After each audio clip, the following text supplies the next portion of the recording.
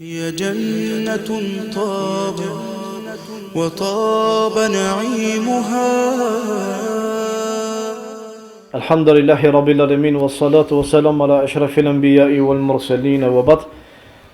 Fillimisht Allah azza wa jalla falenderoj për këtë falë dhe ndihmë, kërkoj dëshmoj se nuk i takon adhurimi askujt me të drejtë përveç Allahut dhe se Muhamedi është rob dhe i dërguari i tij. Paqja dhe mëshira e Allahut qofshin mbi të, mbi familjen e tij, mbi shokët e tij dhe mbi të gjithë ata që i përcjellin me të mira deri ditën e Kiametit. Fillimisht e falenderoj Allahun azza wa jalla i cili na mundsoi që takohemi pas një periudhe të gjatë.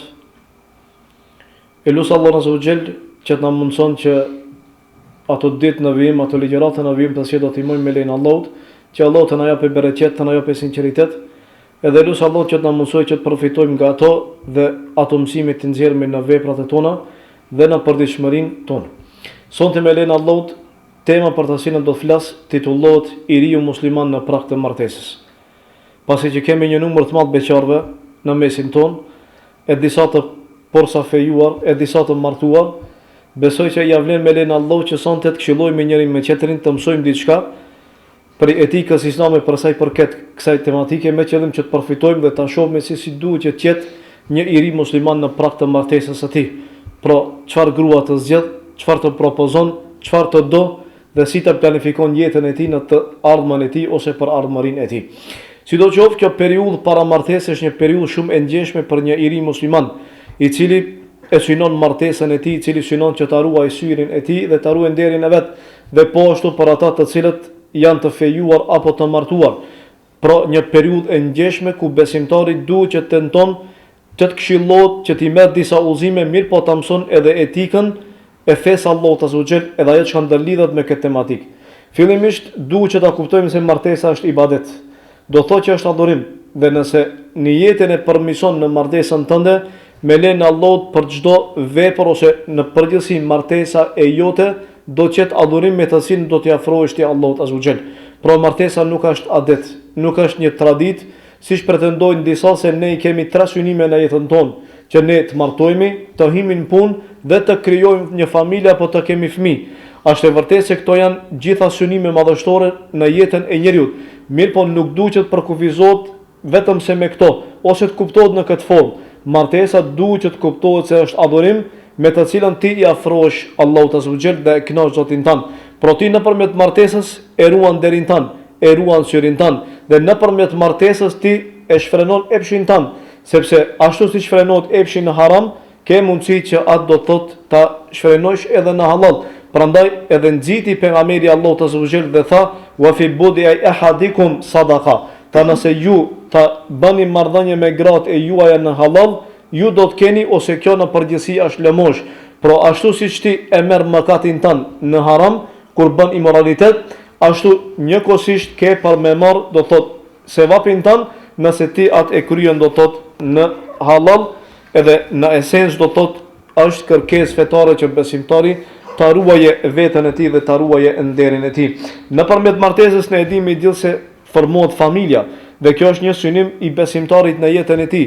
Pro ta formon një familje, ta krijon një familje, dhe ne e dimë gjithë se familja është një qerpiç ose një faktor në ndërtimin e një shoqërie islame, sepse ne kemi nevojë që të ndërtojmë një shoqëri e cila është e shëndosh, shoqëri islame ku te respektohen dispozitat e Allahut azza wa jall. Sepse nëse ti si musliman e formon një familje fetare, ku në të dominon devotshmëria dhe në të dominojnë adhurimet e Allahut azza wa jall, atëherë me lejnë Allahut ke për me pa edhe se shoqëria në vazhdim do të përmirësohet. Nuk ka mundësi që të përmirësohesh në shoqëri vetëm se me përmirësimin e individëve të cilët jetojnë në shoqëri. Kur përmirësohet një individ, pastaj ai përmirëson familjen e vet, me lejnë Allahut do të përmirësohet edhe shoqëria në vazhdimsi. Nëse ne e lajm ashtu, dhe nëse ne pretendojmë se vetëm se ne duhet që të përmirësojmë, kurse familja jonë të mbetet ashtu, atëherë nuk do të arrijë sukses në këtë aspekt. Prandaj ne duhet që ta kuptojmë se formimi I një familjes islame duhet që të bazohet mbi devotshmëri dhe duhet që të bazohet do thotë mbi adhurimet e Allahut azza wa jall. Po ashtu faktori I cili e nxit e stimulon besimtarin për martesë është janë fëmijët. Ne dimë gjithë se fëmijët janë kënaqësia e syve të prindërve të vet, janë po ashtu kërkesë fetare, sepse ne e kemi kërkesë prej anës Allahut dhe Allahu na nxit neve dhe thot wabtagu ma kataba Allahu lakum, ju kërkoni atë e cila është caktuar nga ana e Allahut azza wa jall. E në të ban pjesë edhe fëmijët, do thot që ne jemi të detyruar me një aspekt që ta shtojmë ummetin ton, nëse dëshirojmë që të kemi fuqi, ku ka numër më shumë, aq më tepër ka fuqi, ku ka më pak numër, aq më tepër janë dopt. Shembull, ne kemi sot Kinën e cila numëron 1 miliard dhe diçka banor. A ka mundësi që do kushti del balla saj? Padyshim se jo. E me shtimin e fëmijëve, e cila fillimisht është kënaqësia e prindërve, dhe është nevojë, do thot për ta, ata e dojnë një gjë të tillë, dhe është zbukurimi i kësaj dunjoje.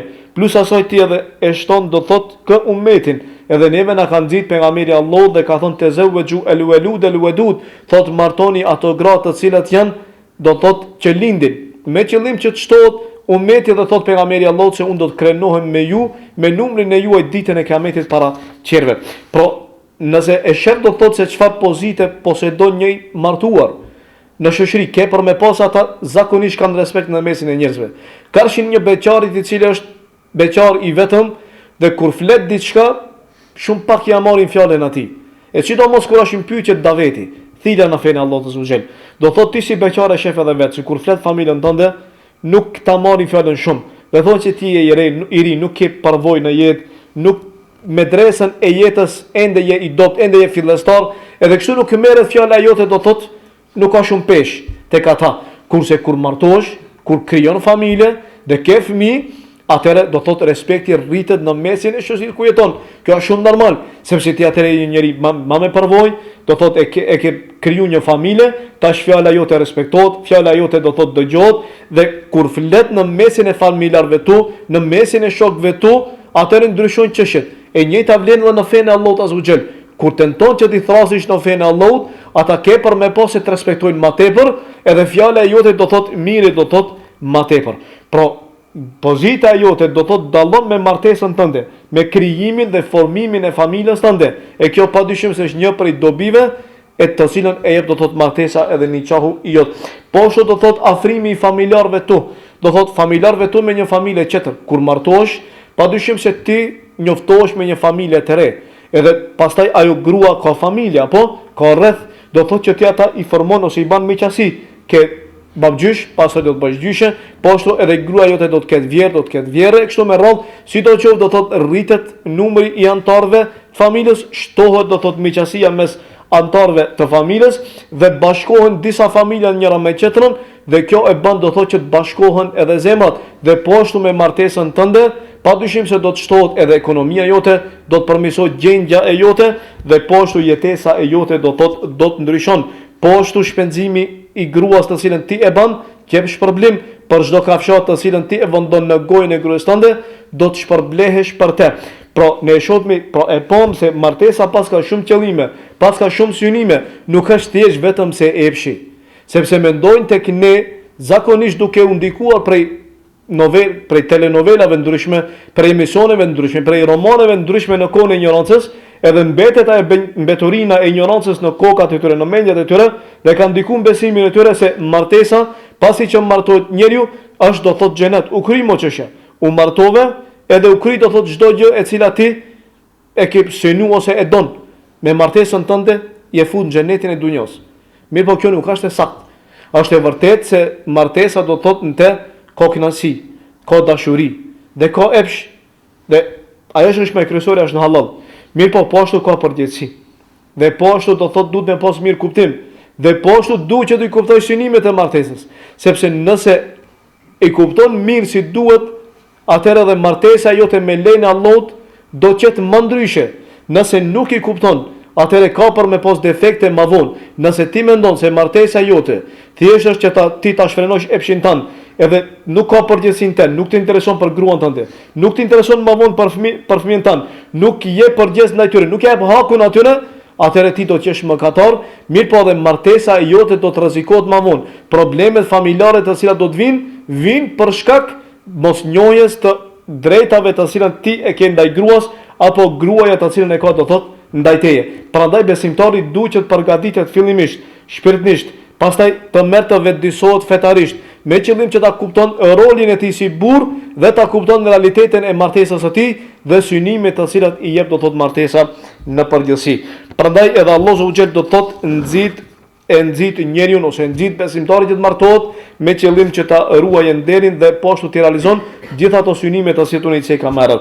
Ndërto Allahu subhanahu wa taala thotë wa ankihul ayyama minkum wa salihin min ibadikum wa imaikum in yakunu fuqara yughnikum Allahu min fadli. Thotë martoni, thotë të pamartuarat dhe të pamartuarit dhe të pamartuarat ndër ju, si dhe skleverit dhe sklavet tuaj që janë besimtar. Thot nëse ju jeni fukara, dini thot se Allah juve do t'ja ushton pasurin, sepse Allah me të vërtet është pasanik. Apo, pra Allah të nxit, nëse ti mendon dhe ke frikë për pasuris, dhe se martesa do të ashtoj fukarallëkun tanë, gabon, sepse Allah ka premtu, se me martesën tënde, nëse synimi jot është që ti ta ruash nderin tanë, ta ruash fen tënde, Allah ka për me dhënë pasuri dhe Allah do të çojë bereqet në pasurinë tënde. Por ke qenë fukara, dije se Allah ma vonë do të pasuron dhe do të bën që ti ta shtosh begatin dhe qope bereqet në atë që ti e posedon. Dhe po ashtu thot Allah, "Fankihu ma taba lakum min an-nisa", thot martoni thot ato gratë të cilat ju pëlqejnë. Kurse pejgamberi sallallahu alaihi wasallam thonte, "Ya ma'shara shabab", o ju të rinj, thot men istata minkum al-ba'ata falyatazawwaj, ai cili ka mundësi për ju që të martohet, thot le të martohet, wa man lam yastati, ai cili nuk ka mundësi që të martohet, thot le të agjeron, sepse agjerimi është mburoj për te. Por pejgamberi Allahut i nxit të trinj që të martohen ata nëse i kanë mundësit. Do thot nëse ti posedon mundësit, atëherë duhesh që të martohesh dhe duhesh që të nxitosh që të martohesh. E çfarë do thotë që ti posedosh kushtet ose mundësitë e tua? Do thotë që ti thjesht e ke arrit, ke hyrë në pubertet dhe ke nevojë do thotë për martesë, e ngjen veten tënde se ke nevojë për martesë dhe i frigohesh i moralitetit. Do thotë që në kohën e fitneve, në kohën e sprovave sot ne e dimi gjithë se do thotë fitnet janë rrit, sprovat për neve janë më të rënda, syri do thotë shumë është rënd që ti hike haramit dhe po ashtu do thotë që ti hike në gjymtyrët e tonë haramit. Prandaj kur i di gjitha këto, edhe shef vetën se ke për nevojë dhe i ke mundësit, do thotë posedon shtëpi, apo dhe posedon mundësi për ta martu, atëherë shkon edhe marton një vajzë. Nëse nuk ke mundësi, atëherë tenton që nëpërmjet agjerimit ose nëpërmjet veprave, mënyrave tjera që ta ruash nderin tënd edhe ta ruash do thotë veten tënde nga rreziku i epshit tënd, derisa Allahu ta hapet derën e rrezikut dhe ta mundsojë që të martohesh. Problemi zakonisht qëndron se tek disa kanë mundësi që të martohen dhe fëmia shkon janë kohë prindit dhe i thot o prindim, unë kam nevojë për martesë dhe dua që të martohem, mirë po prindi nuk e kupton. Edhe pse përkundrazi prindi duhet që ai i cili e nxit fëmijën e vet në martesë, sepse ai e di shumë mirë se tash rrethonat ndryshojnë karshi atyre viteve të se kanë qenë do thot ata më herët. Shkon fëmia janë kohë prindit të vet dhe i thot se kam nevojë për martesë. Prindi ja kthen se ti mundesh që epshin tan ta shfrysh do thot edhe mënyrën në ram, edhe fare nuk i intereson për te, ose në të kundërtën i thot ban durim 1 vjet apo 2 vite apo 3 vite derisa ta rregullojmë çështjen e banimit ose çështjen e shtëpisë apo kujt diun çka. Kto nuk janë ndoshta edhe faktor ose arsye që ti ta vanosh martesën tënde. Sepse për të martuar nuk ka nevojë do thotë që ti të posedosh shtëpi. Mjafton që ta kesh një dhomë tënde, edhe mjafton do thotë që ti të përkujdesesh që është i vetëdijshëm për atë, edhe tentosh që të punosh, ta ruash familjen tënde, ta ruash nderin tënd. Nëse martohesh dhe qëllimi jot është ta ruash nderin tënd, Allah më vonë do ta lehtësojë martesën tënde dhe do ta lehtësojë jetesën tënde dhe po ashtu do ta lehtësojë edhe do thotë rrezikun tënd. Nëse synimi jot është që ta ruash nderin tënd dhe ke frikë që të biesh në zinë, a nëse shef veten se je më i fortë dhe nuk ke nevojë për martesë, nuk i frigosh zinos, e shef se epshin e ke më dop dhe ke mundësi ta kontrollosh, atëherë dhe shpreson diçka të synosh për më vonë, që mo ta krysh fakultetin apo universitetin apo ti në punë, edhe pastaj do thotë që ta kesh një mundësi që të martohesh më vonë, edhe ti kesh mundësitë e tua, ekonominë, do thotë parat e tua kështu me radhë, atëherë ban sabër, do thotë derisa atëherë Allahu subhanahu do thotë ta leçon një gjë të tillë. Sidoqoftë ka për njerëzve të cilët ikin martesës dhe thonë sepse martesa më largon prej adhurimeve, martesa më shton problemet, martesa mban probleme me çështjen e fëmijëve, sepse fëmijët janë do thotë bojnë potere, nuk më lejojnë që të mësojnë, nuk më lejojnë do thotë që unë të jetoj e kështu me radhë. Kjo nuk është arsye. Madje ka prej tyre të cilët do thotë tentojnë që të largojnë krejtësisht prej martesës. Dhe ata ose shkojnë bën zinë, ose do thotë kanë problem do thotë me veten e tyre, sepse i ikin martesës së tyre. tek selefi, nëse një njeri nuk është martu, është llogarit se ka mangësi tek ai. Dhe kanë llogarit se është i mangët. Mandje e cek Ibrahim ibn Meshere thot se më tha tavusi, tha ose martou, thot ose do ta them atë të cilën ma tha, ose i tha Omer ibn al-Khattabi Ebi Zewadit. E i tha çfarë i tha? I tha o final, tha ose martou, ose tha ty nuk pengon nga martesa, vetëm se pavësia dhe vetëm se mëkatet. Do thot që ti ose shkon ban zino, ose ti je i pavë që të martosh. Do thot që ke pengesa. Mirë po ato nuk i cek. Dhe e qortoi se pse nuk po e qortoi do thot se pse nuk po martohet. Thot Imam Mahmedi kur tha për Bishr ibn Harith, tha se do thot po t'ishte martu Bishr ibn Harith, do t'u plotësonte çështja e tij. Dhe thuhet se i thani Imam Mahmedit se vdiq Bishr ibn Harith dhe tha Imam Mahmedi se nuk ka njeri i cili e zaventon Bishr ibn Harith përveç se Amir ibn Abdi Qais. Dhe i thanë se Amiri ka vdek dhe thotë nuk kanon pas vete asgjë. Dhe tha Imam Mahmedi, po t'ishte martu aj, do thotë që në mesin e selefit martesa ka pos pesh, martesa ka pos vlerë. Dhe ai i cili nuk është martu dhe i ka pos mundësitë e martesës, është llogarit do thotë më i mand ka që atij i cili është martu. Sepse një grua e cila është e ndershme, dhe është fisnike, dhe është fetare, për burrin e saj është krahu i tij për xhenetin e Allahut Azza wa Jall. Gruaja e ndershme i jaruan derin atij, i jaruan pasurinë atij, është kënaqësia e syve të tij dhe është një prej sebepeve të lumturisë së tij, ashtu siç ka në hadithin e pejgamberit Allahut, se një grua e cila kur e shikon dhe të gëzon dhe të haruan pasurinë tënde dhe të haruan derin tënd, ajo është një prej sebepeve të lumturisë tënde. Karshi asaj gruas, të cilën ti kur e shikon ti hidhron dhe ajo nuk të haruan derin tënd, madje kur dalish për shtëpisë tënde, ja ke frikë se ndoshta i shkon dokush pasi që del ti. E kjo grua është faktor e pikëllimit tënd dhe dëshpërimit tënd në jetë. E nuk ka kënaqësi më të mirë se sa gruaja e ndershme në dunjë, dhe se nuk ka më të mirë dhe begati për një besimtar se sa gruaja e tij në dunjë, sepse ajo është siç e theka, krahu e tij ose krahu i tij e cila do thotë është nis me të në rrugtimin e tij për xhenetin e Allahut Azza wa Jall. Prandaj një prej sebepeve të kënaqësisë së robit, një prej sebepeve të kënaqësisë së robit është gruaja e ndershme. Dhe poshtu në ceka dhe merët, se një qahu ta shton pasurin. Dhe ceka ajetin që e ka ceka Allah, in yakunu fuqara. Ka thonë nëse ju jeni fukara, Allah juve do t'ju jep pasuri. Nëse jeni fukara, mos u mërzitni. Mos e dëgjoj shejtanin i cili të vjen dhe premton me fukarallëk. Dhe thotë mos u marto se ende je i ri. Dhe mos u marto se ti nuk ke furnizim. Dhe mos u marto se nëse ti martohesh, atëherë ti do të dobësohet çështja jote ekonomike dhe ke për me vdek për bukë kështu me radhë. Këto gjitha janë premtime të shejtanit, kurse Allah premton diçka tjetër. Allah ty të premton, nëse e ruan derin tënd, premton çka? Premton se ka përmeshtu, do thot bereqetin tënd dhe do ta shton, do thot pasurinë tënde. Po ashtu, nëpërmjet një çatun e ceka se vjen fëmia, po. Dhe fëmia i mirë, ne dimë gjithsesi siç e ka thënë pejgamberi Allahut, fëmia i mirë, i cili është edukuar me Islam, pas vdekjes tënde ka për me bë dua. Kush ka për me bë dua për ty? Një fëmijë i hajrit të cilin e ke lënë ti pas vete. Nëse martohesh më herët, atëherë ke mundësi që fëmijën tënd kur të rritet ta edukosh ti. Nëse martohesh më vonë, atëherë fëmijën tënd ka mundësi që ti mos ta arrish që ta edukosh atë. E nëse ai fëmijë nuk edukohet në frymë islame, atëherë është shumë problem që ai fëmijë nesër që të bëjë dua për ty. E nëse fëmia edukohet në frymë islame me lejen e Allahut, kur ti kujtohet prindi vet, atëherë do t'i ngritet duart e veta dhe do të lutet për babën e vet edhe për nanën e vet. E lutet e fëmijëve padyshim se i shkojnë prindërve pas vdekjes së tyre. Dhe janë një prej sebepeve të cilat i ngriten atyre gratat në xhenetin e Allahut Azza wa Jall. E nëse ban ti luçe për prindin tan, kjo do thotë se ke edukat dhe i do ata, dhe i respekton ata. E me këtë do thotë ata ta kanë dhënë edukat, ta kanë mësuar disa rregulla të fesë Allahut. Dhe të kanë bërë do thotë që ti ta ngjesh veten musliman dhe të jetosh si musliman. Do thotë se be pas Allahut Azza wa Jall.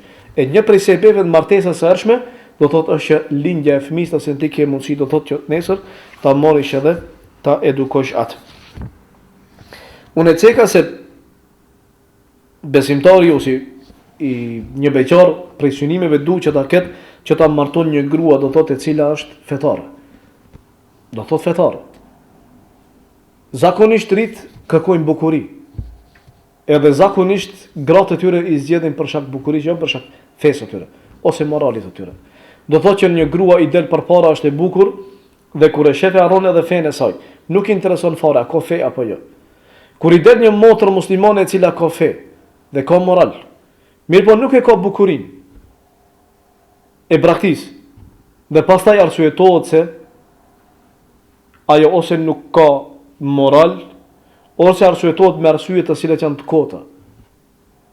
Mirë po në esencë është problemi smundja e tij në zemrën e tij, se ai kërkon diçka, kërkon bukuri. I ndikun prej filmave, i ndikun prej revistave, me vete mbeturinën, me vete e ka bagazhin e xhailjetit, edhe mendon se gruaja e tij duhet që ti plotson tiparet të cilët ai ka në mendjen e tij. E bukur, e gjatë, zeshkane, sytë e zeza, kujt diun çka, që kur del e shikon, nuk është e tillë e le. Derisa ta gjejë nesër atë, kur e gjen nesër atë, nuk ka mbulesë, thot ani, thot nuk ka as problem. Pastaj vjen edhe pyet, thot a ban thot me martu, thot unë një vajzë të tillë, nuk fal namaz. Ti thuaj jo, më mirë jo. Gjej një motër e cila fal namaz, ka mbulesë, mos u lot. Thot jo, thot se nesër do shpresoj që ajo të udhëzohet. Thot unë do të punoj thot me tan shumë, do të tentoj që ajo të udhëzohet e kështu me radhë. Udhëzimi nuk është dorën time dhe në dorën tonë. Udhëzimi është dorën e Allahut.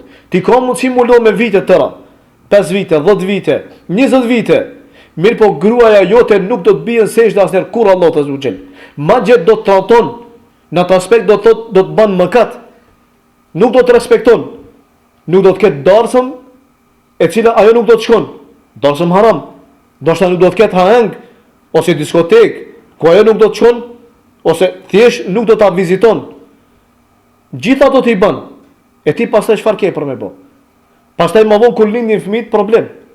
Se mo tash vonë, si ta lo, si të dona prej saj. Pastaj fillojnë problemet, edhe në fund kur e shef rezultatin. Ose e ndo prej saj, ose i ban pa drejtësi se nuk do mu ndo prej saj, do thot i ban pa drejtësi në forma të ndryshme, duke e rre, ose duke i bë tortura të ndryshme, ose fundit, shka ban? Atëre tenton do thot, ose ti devion. Kjo është më e rënda më e keqe. Kush bie sebeb? Ka një grua ose starti jot, starti ka qenë i gabushëm. E nëse ti prej startit, synimi jot është martesë feja, pastaj nëse vin qerët elhamdulillah, begati, atëra ndryshon çështja. Pejgamberi Allahut neve na ka mësuar se zakonisht njeriu kur kërkon diçka prej gruas, i kërkon 4 gjëra. Thot martohet për bukurinë e saj, për fenë e saj, për ardhen, pozitën e saj, ose do thot për pasurinë e saj. Rreth kësaj sillen do thot zakonisht synimet edhe kërkesat e trive për martesë. Kërkon një grua cila ka parë, ka vizë, si intereson çfarë bukurie. Nuk i intereson se kusha, nuk i intereson se a ka moral. Qëllimi është të arrihet deri aty.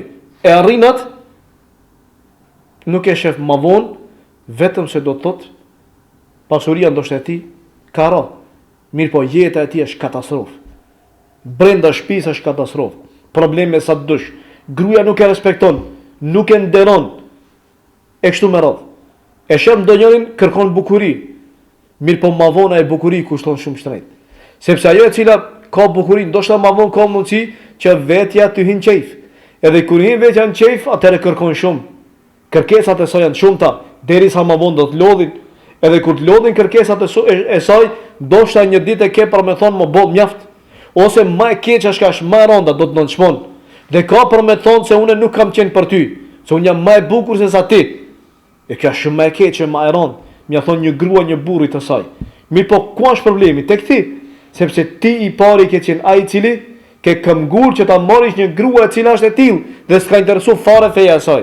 Mirë po nëse esenca, nëse baza është ti kërkon grua për shkak fesë.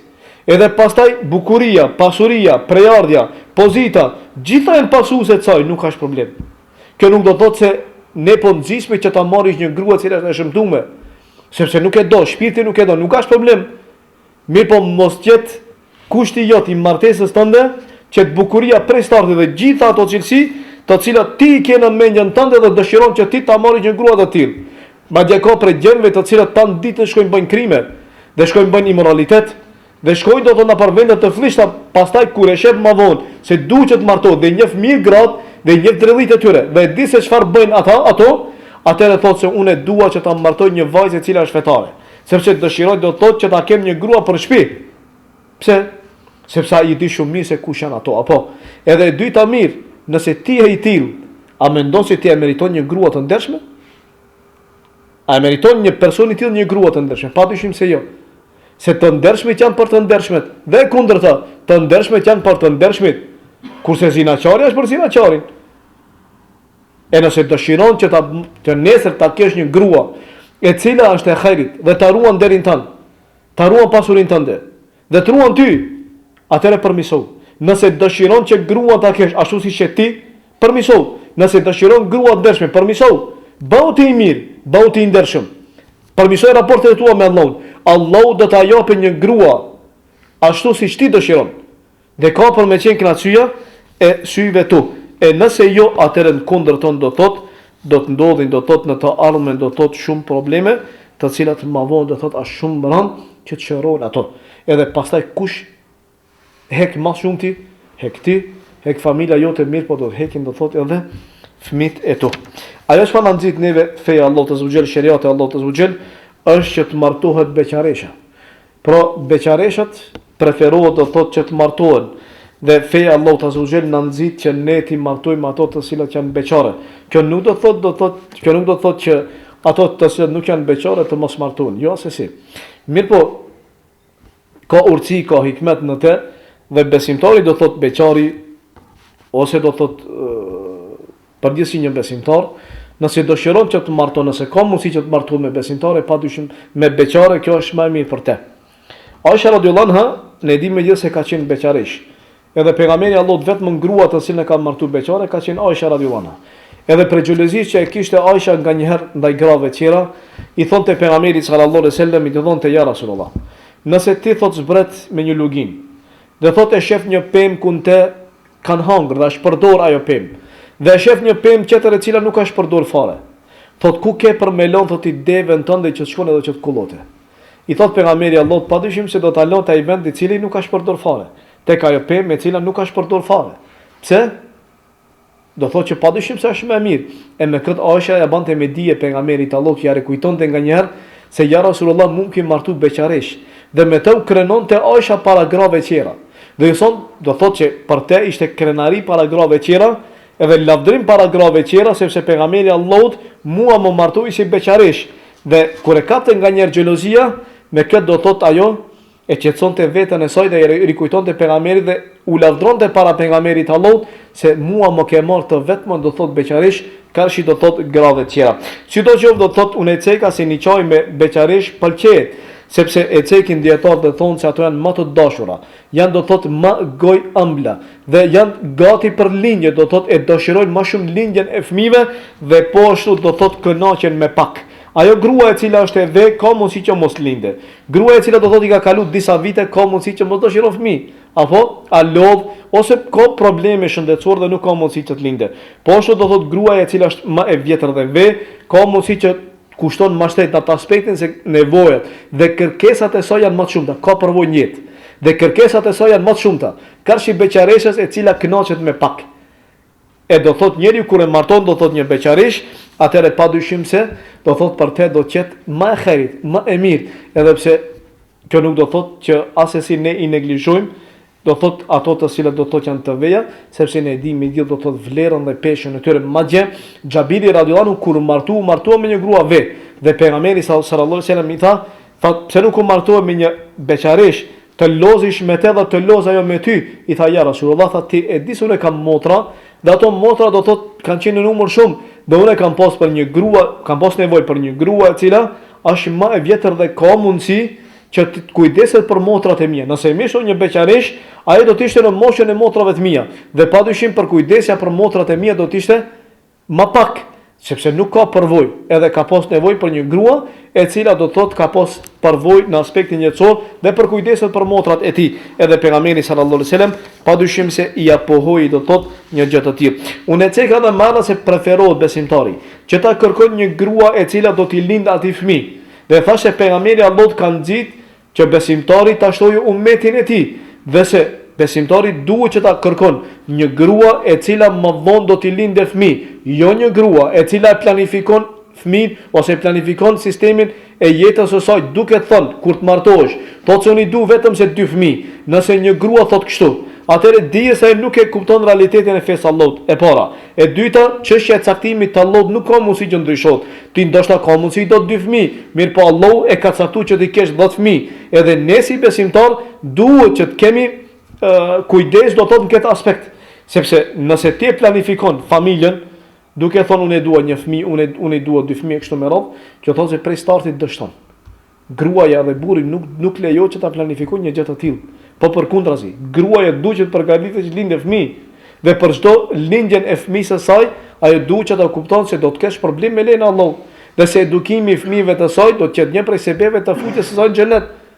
Dhe se me te e shton edhe ummetin, e kështu me radhë. Prandaj besimtari duhet që ta kërkon një grua e cila lind fëmijë, e si ka mundësi që njeriu ta dinë se ai gruan tarmën do të lindë fëmijë. Ka mundësi që ta kupton nga nëna e vet. Do thotë e shef, do thotë ai vajzë ka nëna e saj do thotë ka lind 3 apo 4 apo 5 fëmijë apo kujt më sa, po ashtu do thotë halla, saj po ashtu do thotë motrat e saj kështu me radhë. Do thotë që kuptohet se ajo do thotë do të lindë fëmijë me lejen e Allahut. Nëse pastaj ma vonë ndodh që nuk ka mundësi që të lindë, caktimi i Allahut azza wa jall, Allah do thotë e sprovon robën e tij dhe Allahu e di do thotë se me çka sprovon robën e tij. Sidoqoftë, unë e ceka do thotë se gruaja ka peshë dhe ka vlerë. Gruaja nuk është makinë që ti të marrësh që ta ndrosh kur dush. E merr sot e blen një makinë, nesër e shet atë makinë, shon e blen një makinë tjetër. Do thotë gruaja nuk është mjet, po gruaja do thotë është njerëz sikur se unë edhe ti. Dhe ka peshë dhe ka vlerë. Prandaj do thotë, kur del dhe kërkon një vajzë për të martu, atëherë duhet që kushtet e tua qenë normale. Mos i te kalojnë kufijt.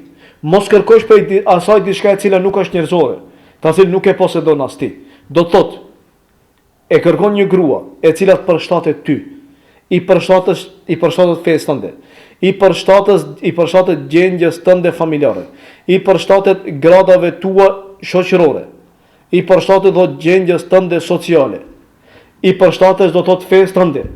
Mos shkon me kërku, 2 ditë nuk e ke shkollë, shkon e kërkon një grua e cila ndoshta është magjistre ose është doktoreshe ndonjë lëndë.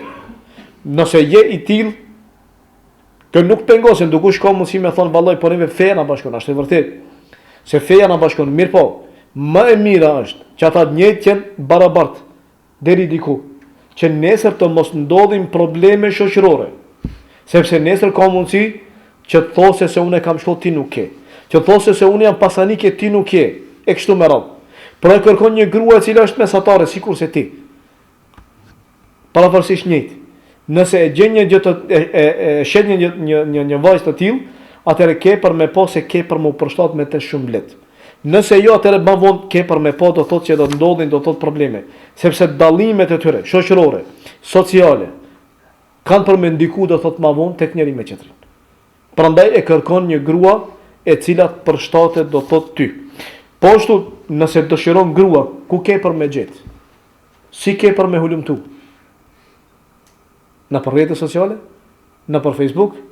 Në Twitter? Apo me dojnë qendër? Edhe me nejtë të ditën dhe me shiku kush po kalon. Mos po kalon do një vajzë edhe do thot mashtrohet edhe martona me ta. A?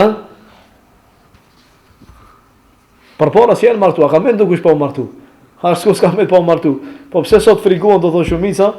E shef do thot se fol tan ditën dhe ti thuaj se ka mundësi më martuam ku do thot po si ta gjejmë thot si u vjen mu rreski. Rresku të vjen ashtu siç i ka do thot edhe para neve aty, apo? Rresku vjen me lenin Allah. Edhe atë çka është e caktuar për të marrë, ke për të marrë me lenin Allah do xhel.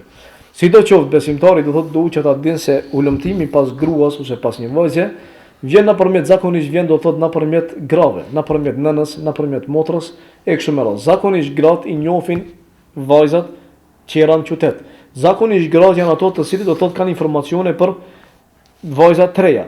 Ka shoqe, ka familje, ato kanë fëmijë kështu me radhë, ose motra e ka ndonjë shoqe kështu me radhë, e njeh se është fetare, njeh se është e hajrit e mirë, e devotshme, atëherë ja propozon të thotë vllavit të vet, edhe kështu edhe shkon edhe ja kërkon dorën. Ose ka mundësi që nganjëherë vllavit shkohet i thosë vllajt të vet musliman, o vëlla musliman, unë kam një motër, apo do e martuan.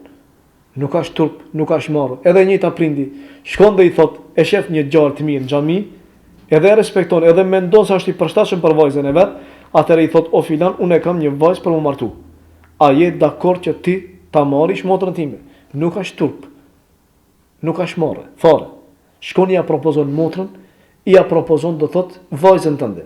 Ose e kundërta shton, e di se një vëlla musliman e ka një motër. Dhe shkon i thu, o vëlla musliman, unë e di se e ke një motër, dhe kam dëshirë që motrën tënde ta fejoj. Kërkes, nuk ka problem. Kjo lejohet. Omeri radiallahu anhu kur i vdiq burri i Hafsës, e takoi Uthmanin. Dhe i tha, o Uthman, a dëshiron ta martosh vajzën time Hafsën? Uthmani i tha se nuk du. Pastaj më vonë takoi Ebu Bekrin. Dhe i tha, o Ebu Bekr, tha ta propozoj tha vajzën time ta Hafsën ta marrish. Ebu Bekri heshti dhe nuk i dha lajm. Omeri u prek. Sepse pja refuzon vajzën atij. Nuk e ka prit këtë pe Ebu Bekrin. Ma vonë e marton pejgamberi Allahu xhel. Pastaj Ebu Bekri e takon Omerin dhe i thot, Omer, thot unë e di thot se e prek. Mirë po thot, e dëgjova thot pejgamberin e Allahut duke e përmend ta Hafsën. Dhe e dita se pejgamberi i Allahut ka interes për te. Për këtë arsye thon nuk desha tha që unë thot përzim këtë çështje, po desha t'ja lë që pejgamberi i Allahut ta martoj atë. Po mos ta kishte martu pejgamberi i Allahut tha unë tha do të mira do ta martoja tha Hafsën. Por Omeri ja propozoi vajzën e vet kujt? Ebu Bekri dhe po ashtu do thot Uthmanit. Por nuk ka turp. Nëse e ke një motër dhe e njeh një vëlla musliman, më mirë është për një person të cilin ti e njeh, se sa ta martoj do thot një person i cili nuk e njeh fare. Edhe njështu do thot një motër muslimane, kur e di do thot se një motër ose një shoqe e saj e ka një vëlla fetar, edhe ka dëshirë që të martohet për te, nuk është problem nëse i thot se dëshiroj që të martohen për te, ta propozon veten e saj. Nuk është problem.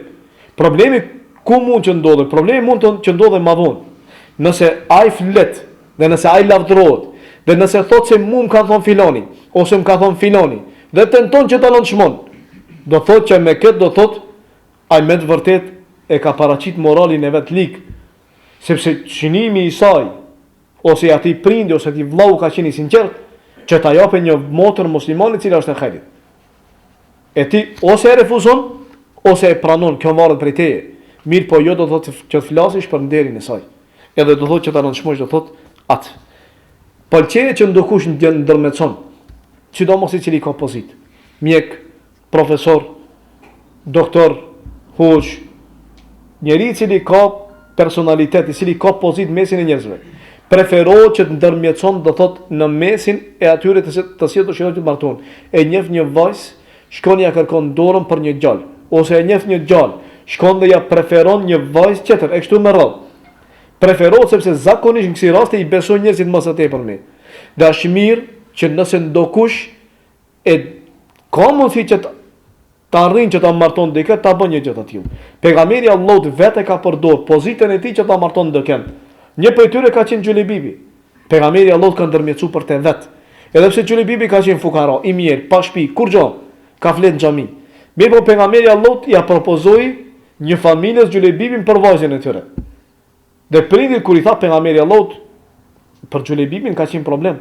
Fukara i mirë, edhe plus asaj nuk ka pas pamje. Mirë po ja kanë propozuar një vajzë e cila ka qenë e ndershme dhe e hajrit dhe e mirë. Dhe shkon burri tek shtëpia e vet dhe i thot gruas së vet se pejgamberi Allahut e kërkon vajzën tonë. Ajo gëzohet, i thot për pejgamberin Allahut, s'ka fare dyshim. Mirë po kur dëgjon se ka qenë për Xhulebibin, atëherë thot jo. Mirë po vajza e dëgjon. E dëgjon se pejgamberi Allahut e ka propozuar Xhulebibin për të.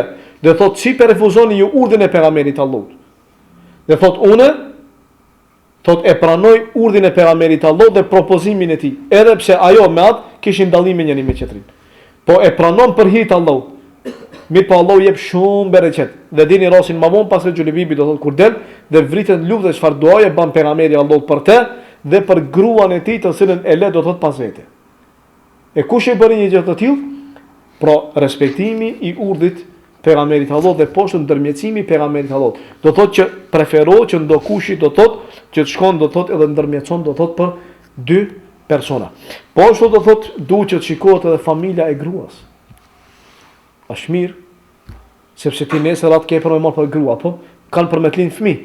Nesër ai fëmijë ka për me pas daj, ka për me pas babgjysh, ka për me pas gjyshe, ka për me pas familje. Edhe ti ke për me pas miq. Nëse dëshiron probleme, atëherë mund që të ish me një familje se është problematike. Dhe në vazhdimsi të bëjmë probleme. Nëse dëshiron që koka jote të qetë e qetë, atëherë duhesh me zgjedh familjen që qetë e qetë, mos jenë problematike. Mirë po nëse aty gjendet një vajzë e cila është e khejrit dhe dëshiron ta martosh, nuk ka problem. Kjo nuk ka pengesë sheriatike. Mirë po është problemi se ti duhesh të përgatitesh për më vonë. Që ta ruash fëmijën tënd, që nesër mos ndikohet nga daja i tij, i cili ndoshta është mëkatar, ndoshta është shumë i keq i flisht, edhe më vonë do thotë fëmijën tënde ta bën till. Sepse zakonisht fëmijët i dojnë dajallart. Apo dhe dojnë familjen e nusës. Kjo është shumë normal. Prandaj ndikimi i tyre në edukatën e fëmijës dhe moralin e fëmijës dhe fenë e tij janë shumë të mëdha. Prandaj preferohet që të shikohet edhe familja e gruas. Me qëllim do thotë që ta shohin nesër se çfarë grua ke marrë dhe fëmia jot ku do të edukohet. Dhe e ceka se nuk është pengesë. Nëse një familje nuk janë do thotë të kapur për fe dhe janë mëkatar, mirë po vajza është e khejrit. Nuk ka problem nëse martohesh me të, mirë po ta kesh parasysh se nesër mund që ndodhin probleme dhe përgatitesh do thotë për to. Po ashtu do thotë preferohet që ti përgatitesh për martesë. Unë e ceka do thotë edhe më herët. Përgatitesh shpirtnisht. Ti kuptosh drejtat e gruas tënde. Ta kuptosh realitetin e martesës. Ta kuptosh se nesër gruaja ka për me lip buk. Ta kuptosh se nesër grua duhet të marrë me çun doktor. Ta kuptosh se nesër fëmia kur do të lindë duhet të marrë me çun, më dhon injeksionin ose me çu te mjeku. Jo nesër pasi që të lindë fëmia më thon gruas ti merre çoje. Pasi që të lindë fëmia ta marrë dhe kepër më thon gruas ti dil dhe blej asaj. Ti rrit tan ditën këshir televizor, këshir futboll, gruaja duhet më kry gjitha punët e tua. Pse i martu? Pse u martuë? Për ka një martu. Do thot, duhet që të përgatitesh ta kuptosh realitetin e martesës, e gjitha asaj do thot, çka të pret do thot për më vonë. Po ashtu duhet që jesh i qartë. Do më martu? Del shikosh me vajzën, edhe me te do thot gjitha kushtet e tua i vendon. A dëshiron që e të punon? Nëse punon, rroga kujt i takon? A dëshiron që dale ku dale dhe si dale? Gjithë problemet që e ke, gjitha kushtet e tua, ceki me njëherë. Me njëherë. Po, jo. I pranon, i refuzon. Bani marrëveshje, pastaj nesër që mos ketë problem. Sepse nëse nuk i vendon kushtet e tua tash, pastaj më vonë i ban problem. Atëherë do të prishet ai bilanci ju familjar. Nëse prej tash i vendon kushtet, atëherë ke për me pa më vonë se më vonë ka për me ecë më mirë. Ekzistojnë kushtet një qatë. Dhe ekzistojnë kushtet një qatë. Tek ne zakonisht njerëzit nuk i dinë. Ato zakonisht koncentrohen te kushtet e një qatë. Mirë po, mundet burri dhe gruaja njëri me tjetrin t'i vendojnë kushte. Do thot, unë e thot, du me punu. Gruaja punon, është profesoresh. Është mjeke. Tashti, nëse nuk do me punu, gruaja i thue, unë nuk do me punu. E pranon, thot jo, u kry puna. E le. Pranon ti, u kry puna. Rroga kujt i takon? Rroga i takon gruas. Pasuria është e saj, nuk është e imja. Mirë po nëse burri ja ban kusht, i thot 50% rrogës. A pranon thot po, 50% rrogës gruaja duhet me ta dhënë. Thot gruaja, unë du me shku me vizitu filanën, çdo një herë mujt. Po jo, thot po, u kry. Nuk ke drejta më vonë ti përzish. Do thot çdo sen që të qartë. Çdo sen çka e do prej kushteve. I ja thu. Çdo sen ajo çka e do, e thot. Po jo, po krye çështja. Ke probleme me mangësi, i cek ato. Mos i mshef. Sepse më vonë do të akuzosh se nuk e ke cek mangësitë e tua dhe nuk lejohet. Ke mangësi, problem trupin tënd, i a cek. Ke problem diçka ndonjë smuje, e cek. Çdo se shaki e cek, qartë. Ta dije që nesër mos ketë problem. Mos thos se nesër se më tratove. Çdo problem që e ke, e cek. E shkruan marrveshje. Nuk ka problem. Madje disa thonë se preferohet që gruaja ose burri të shkojnë mjek dhe të kontrollohen. Që nëse del ndonjë smuje, ta din do thotë se ai personi pas ka smuje. Pastaj vendos si do thotë a e marton apo nuk e marton. Do thotë që çdo gjë të qetë prej startit do thotë qetë e qartë. Mos shkojë çdo sen do thotë në mjegull. Se ndoshta në fillim kur e shef dashurohesh më një herë dhe nuk të intereson kur gjë. Dhe thunë po du ta marr. Dhe ndikon epshi jot, nuk shkon një muj, dy, kur e shef 1 milion probleme. Pas 2-3 muajve fillojnë problemet. Po prej ku fillojnë problemet? Po jo kjo kështu kishte qenë, e kështu kishte qenë, ose ai kishte qenë i tillë, e po ti kuj po të mend? Tot nuk e di. Nuk e di se prej startit nuk kanë interesu. Prandaj preferohet me dal dhe mu pa. Dhe kur del mu pa, me ta del me mahrem, dhe del dhe fol me te. Kjo më intereson, kjo s'm intereson. Çka të interesojnë prej gjërave i cek, çka nuk të interesojnë do thotë. Çdo sen qet e qartë. E shkruan me një fletë. Merr dëshmitar që nesër mos ketë problem. Martesa unë e ceka nuk është lojë. Edhe atë të cilën ti e merr nuk është makinë, nuk është mjet, të cilën ke mundësi me shit dhe me blek kur do shti. Ajo është krijesë, ka ndjenja dhe do thotë ajo pret prej teje diçka shumë. Prandaj kujdes. Dhe për fund ndalohet që një besimtar, nëse e di se një vëlla musliman ka shku me feju një vajzë, ja ka kërku dorën asaj që të shkon dhe të ja kërkon dorën asaj. Pra nëse e di se është një vajzë dhe ka shku e ka kërku filani atë vajzë, ndalohet që ti të shkojsh dhe të ja kërkojsh dorën asaj. Deri kur? Deri sa ajo vajzë nuk e refuzon atë gjallë, ose ti shkon merr leje prej ti dhe e pyet, i thu, o vëlla, ti ke mundësi që të kërkosh më shumë vajza. Ke emër, ke pasuri, njihesh, kurse jam i mirë. Unë e kam po se kam mundësi që të kem sukses te kjo vajzë. Am lejon që unë të shkoj të ja kërkoj dorën asaj.